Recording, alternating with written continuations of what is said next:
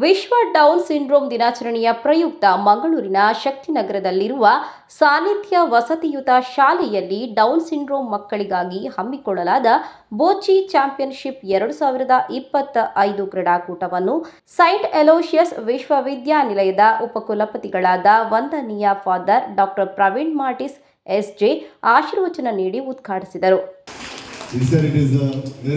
ಇದೊಂದು ಪವಾಡ, ನಿಜಕ್ಕೂ ಇದು ಒಂದು ಪವಾಡ. ನಾನು ಮೊದಲ ಸಲ ಇಲ್ಲಿ ಬರುವುದು. ಮುಂಚೆ ನಾನು ವಸಂತ್ ಕುಮಾರ್ ಶೆಟ್ಟಿ ಅವರನ್ನು ಭೇಟಿಯಾಗಿದ್ದೆ. ಅದೇ ರೀತಿ ಸ್ಟೀವನ್ ಅವರು ಕೂಡ ನನಗೆ ಇದರ ಬಗ್ಗೆ ಬಹಳಷ್ಟು ಮಾಹಿತಿ ಕೊಟ್ಟಿದ್ದಾರೆ. ಆದರೂ ಒಂದು ಸಂದರ್ಭ ಸಿಗಬೇಕಿತ್ತು ಬರಲಿಕ್ಕೆ. ಇವತ್ತು ಆ ಒಂದು ಸಂದರ್ಭ ಒದಗಿ ಬಂದಿದೆ. ಆದ್ದರಿಂದ ಈ ಸಂದರ್ಭ ಕೊಟ್ಟದಕ್ಕೆ ನಾನು ಮಿಸ್ಟರ್ ವಸಂತ್ ಕುಮಾರ್ ಶೆಟ್ಟಿ ಅವರಿಗೆ ಅಭಿನಂದನೆಗಳನ್ನು ಸಲ್ಲಿಸ್ತೇನೆ. ಲಯನ್ ಮೊಯ್ದೀನ್ ಕುನ್ನಿ ಮುಖ್ಯ ಅತಿಥಿಗಳಾಗಿ ಭಾಗವಹಿಸಿದ್ದರು.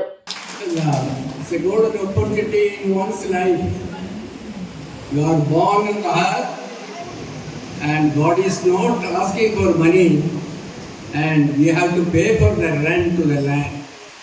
That rent is in the form of service.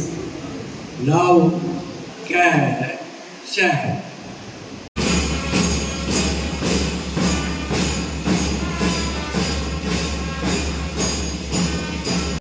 ಸಂಜೆ ನಡೆದ ಬಹುಮಾನ ವಿತರಣಾ ಸಮಾರಂಭದಲ್ಲಿ ಶ್ರೀರಾಮಕೃಷ್ಣ ಪ್ರೌಢಶಾಲೆಯ ನಿವೃತ್ತ ಮುಖ್ಯೋಪಾಧ್ಯಾಯಿನಿ ಶ್ರೀಮತಿ ಉಷಾ ಬಲ್ಲಾಡ್ ಮುಖ್ಯ ಅತಿಥಿಗಳಾಗಿ ಭಾಗವಹಿಸಿದ್ದರು. ಇಂತಹ ಸಂದರ್ಭದಲ್ಲಿ ಒಂದು ಅಸಹಾಯಕ ಪರಿಸ್ಥಿತಿಯಲ್ಲಿದ್ದಂತಹ ಹೆತ್ತವರ ನೋವಿಗೆ ನಿಮ್ಮೆಲ್ಲ ಸಂಸ್ಥೆಗಳು ಸ್ಪಂದಿಸಿದೆ. ಅದು ಅಷ್ಟು ಸಣ್ಣ ವಿಷಯ ಅಲ್ಲ.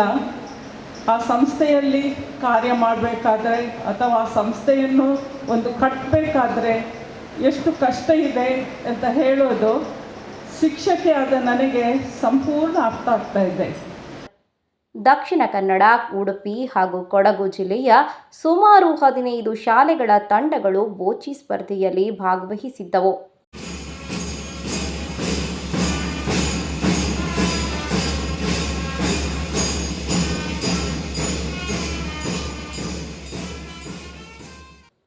ಪುರುಷರ ವಿಭಾಗದ ಪ್ರಥಮ, ದ್ವಿತೀಯ ಹಾಗೂ ತೃತೀಯ ಬಹುಮಾನವನ್ನು ಕ್ರಮವಾಗಿ ಮಾನಸ ವಿಶೇಷ ಶಾಲೆ ಪಾಂಬೂರು, ಬೆಥಣಿ ಜೀವನ ಜ್ಯೋತಿ ಮಾರ್ದಲ ಕಡಬ ಹಾಗೂ ಸಾನ್ನಿಧ್ಯ ವಿಶೇಷ ಶಾಲೆ ಮಂಗಳೂರು ಪಡೆದುಕೊಂಡಿತು.